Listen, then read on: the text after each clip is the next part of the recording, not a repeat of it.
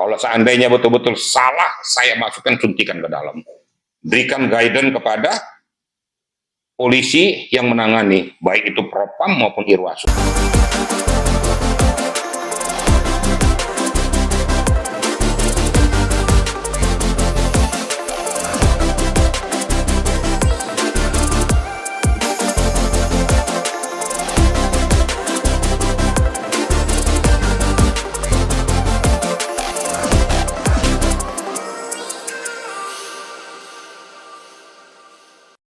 Siang Pak. Selamat siang. Ini tanya terkait yang lagi ramai dipergunjingkan oleh masyarakat juga terkait kasus atau dengan Pak Ibtu Rudiana yang mana sudah muncul dan dia sudah menjelaskan alasan kenapa baru muncul ke publik. Sebagai polisi yang aktif katanya dia masih harus mendapatkan izin terlebih dahulu dari atasannya. Terus terkait dengan banyak yang mempertanyakan bahwa makam anaknya itu yang saat ini ada gitu di Cirebon itu dikatakan bukan makam anaknya dan diminta untuk dibongkar, tapi beliau tidak ingin sampai ditantang untuk sumpah pocong. Tanggapan Bapak seperti apa Pak mengenai kasus ini? Baik, terima kasih tentunya kepada rekan-rekan media ya. Selamat siang. Begini ya, memang semakin lama nih semakin rame dan semakin bias ya. Sekarang muncul kepada keberadaan daripada Ibtu Rudiana di publik, kan begitu ya. Terdahulu saya sudah sampaikan bahwa kemunculan daripada Ibtu Rudiana ke publik karena dia polisi aktif itu harus seizin pimpinan. Kalau dia mau mempublikasikan suatu permasalahan, dia harus melalui humas. Maka saya katakan terdahulu bahwa dia pasti harus mendapatkan izin dari pimpinan untuk mempublikasikan tentang posisi keberadaan kasus yang sesungguhnya. Ya cuma saya berharap juga bahwa publikasi ini juga jangan terus-menerus. Karena setting opini yang dia berikan akan ditangkap oleh publik atau netizen dengan pernyataan ataupun tanggapan ataupun penilaian yang berbeda. Cukup hal-hal yang menyangkut kepada substansi permasalahan yang saya harapkan. Kemudian yang kedua, tadi dikatakan bahwa publik atau netizen atau siapapun itu ingin membongkar kuburannya, itu bukan hak daripada publik untuk meminta itu. Itu kan sudah berkaitan dengan komposisi hukum, kan gitu. Kalau hukum yang memerintahkan harus dilakukan penggalian mayat, itu nanti hukum yang meminta. Tentunya nanti sudah di persidangan nanti hakim yang meminta supaya dilakukan gali mayat. Karena ini sudah melalui persidangan, jadi nggak sembarangan. Jadi kalau kita mendengarkan publik seperti kayak gitu ya repot, hukum kita nggak berjalan. Sesuaikan aja dengan komposisi hukum. Nah, kalau memang perintah undang-undang itu mengatakan harus gali mayat kembali untuk membuktikan komposisi itu mayat itu adalah Eki yang sesungguhnya, anak Ibtu Rudiana, itu silakan. Tapi jangan kita berpaku kepada apa keinginan publik. Kita kan di persidangan, bukan persidangan jalanan, saya katakan berkali-kali. Akan berbagai macam opini yang akan muncul. Itu kira-kira. Kemudian yang ketiga, ini yang sangat amat saya sesalkan.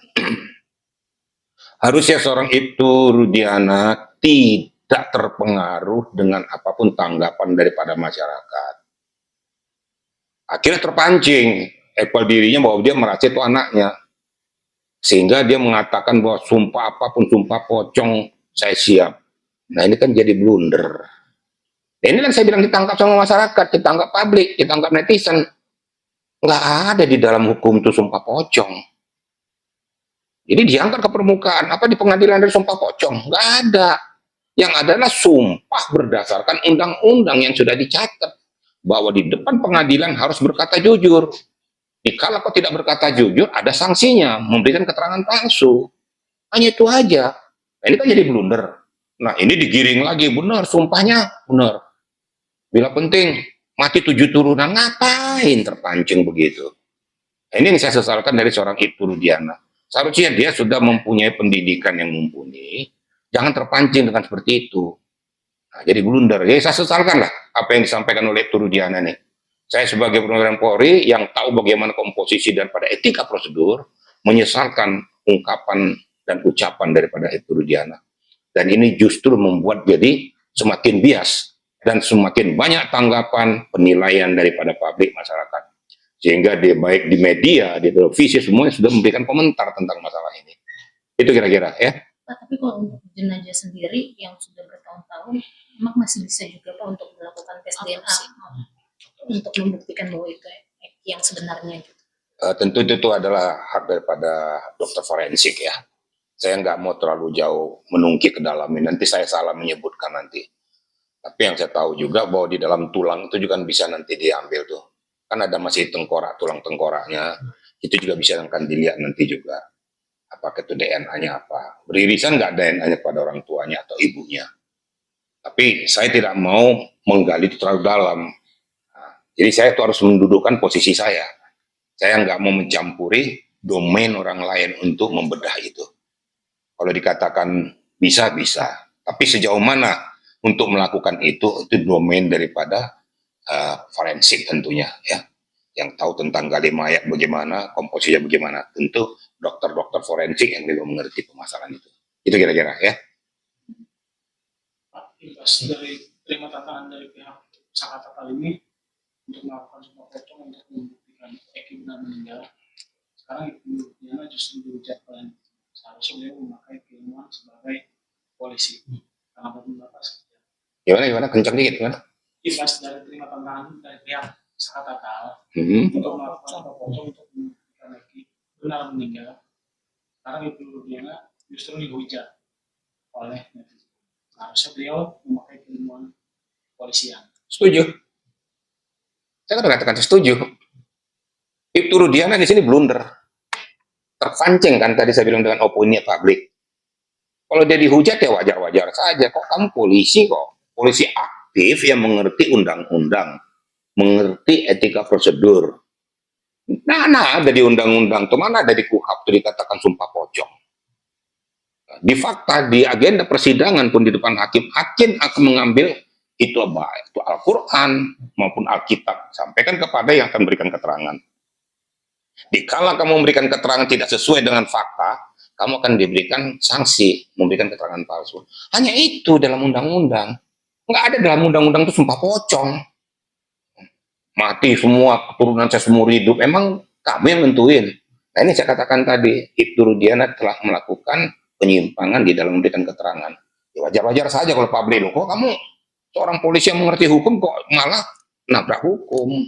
Saya kan jujur kan gitu ya. Saya nggak mau belain juga Ibtu Rudiana kalau dia salah. Pada saat ini dia salah. Salah menerapkan hukum tuh. Salah memberikan jawaban tuh. Yang lebih salah lagi menggiring opini ini dari pengacaranya. Pakai nanya yang macam-macam. Sehingga dia terpancing. Gitu. Jadi pertanyaan daripada rekan-rekan media ini, saya setuju. Kalau memang masyarakat menghujat itu ya wajar-wajar saja. Apalagi orang-orang yang mengerti etika prosedur hukum. Pasti akan bodoh sekali nih kok. Seorang polisi kok terpancing mengatakan sumpah pocong. Kira-kira begitu ya. Pak, tapi salah satu lawyer kondang juga Bang Hotman ikut-ikutan gitu Pak. Menantang balik, ayo sumpah pocong dan buktikan dan lakukan gitu. Sebenarnya pantas nggak sih Pak sebagai seorang lawyer yang tahu persis tentang hukum gitu? Kan saya sudah sampaikan tadi. Siapapun kita kan gitu. Kalau sudah berbicara tentang barikade hukum, nggak ada yang namanya sumpah pocong itu. Jadi kenapa jadi mengatakan, ayo lakukan sumpah pocong? Sumpah pocong di mana? Gitu loh. Kan nggak ada itu. Ini ngarang-ngarang aja sebenarnya sumpah pocong itu kan hanya aksioma aja tuh. Tapi dibuat itu seolah-olah jadi benar. Ada dalam hukum dan undang-undang nggak ada. Loh kok malah digiring-giring? Masa saya katakan tadi. Kenapa malah digiring-giring oleh kuasa hukumnya untuk mengatakan sumpah pocong? Nah ini ngerti hukum nggak sih? Kalau kita ngerti hukum seharusnya tidak memperlakukan itu kepada klien kita. Yang sialnya lagi yang digiring ini ngerti hukum juga, salah pula lagi. Akibatnya ya dua-duanya salah. Jadi nggak benar gitu loh. Harusnya dia jawab bahwa ini fakta, data bahwa itu anak saya. Nanti akan saya buktikan di persidangan. Saya siap untuk disumpah. Selesai kan? Tentu hakim yang mempunyai kewenangan untuk menyumpah yang bersangkutan. Kalau ini bermuara ke pengadilan. Kira-kira gitu ya. Pak, terkait Bang Hotman juga menginfokan di sosmed bahwa Ibtu Rudiana meminta dia untuk menjadi kuasa hukumnya. Sebenarnya pantas juga nggak sih Pak seorang lawyer menyebutkan hal itu sampai ke sosmed? Ya, bagaimana ya? Saya kadang-kadang juga bingung juga. Ini sekarang nih, jangan jeruk makan jeruk lah, gitu kan. Yang saya tahu pertama tuh adalah kuasa hukumnya Pitra, Elsa Sarif, Sapulete. Saya juga kaget juga kok tiba-tiba kok bisa wawancara dengan beliau, gitu loh. Apakah sudah seizin pengacara yang terdahulu sebagai kuasa hukumnya? Apa sudah diketahui? Apakah ada kolaborasi? Tapi kalau serta merta di overhandle tanpa sepengetahuan pengacara ini kurang etis lah. Ini kita kan mempunyai ada kode etik kepengacaraan. Nggak boleh merampas, nggak boleh mempetakompli klien yang sudah dibawa kuasa hukumnya, kecuali klien tersebut mencabut kuasa hukum daripada si pengacara tersebut. Baru silakan. Tapi sepanjang itu, tentu hargai dong. Ada Elsa Sarif, ada si Sapulete, dan ada Pitra. Dihargai dong. Maka sama-sama, ya kembalikan aja kalau kita lagi mendampingi klien kita terus dipotong sama pengacara yang lain, tersinggung nggak gitu loh, kira-kira gitu ya. Jadi saya jawabnya cukup yang inilah, yang intelek saya jawabnya cukup dijabarkan sama masyarakat, pengertiannya harfiah yang saya maksudkan tadi gitu ya. Ternyata kata Bang itu Hotman dia ditelepon oleh Pak itu untuk konferensi pers yang kemarin, Bang. Gimana? Nah, mau ditelepon kek, mau di apa kek, ya saya bilang ya jadi blunder ya, dodol juga memang itu Rudiana juga jadi nggak bener gitu loh. Oh dia polisi kok malah nggak tahu etika prosedur, sudah dibantu malah jadi bikin runyam lagi kan gitu. Ini yang nggak bener nih. Boleh-boleh aja dia nggak terima dengan pokok permasalahannya, tapi dia juga harus tahu aturan main, harus tahu aturan hukum. Nggak boleh dong nabrak-nabrak. Ya nggak, wajar saja kalau seandainya Elsa Sarif, Pitra dan Sapulete tersinggung, wajar. Akhirnya nanti bukan pokok permasalahan jadi menyempit atau kepada fokus satu masalah, jadi bias. Dan ini akan merugikan Ibtu Rudiana nantinya. Nah yang salah di sini ya, kalau memang betul keterangan itu ya Ibtu Rudiana juga blunder juga, nggak bener juga. Kira-kira gitu ya. Terkait Susno komentar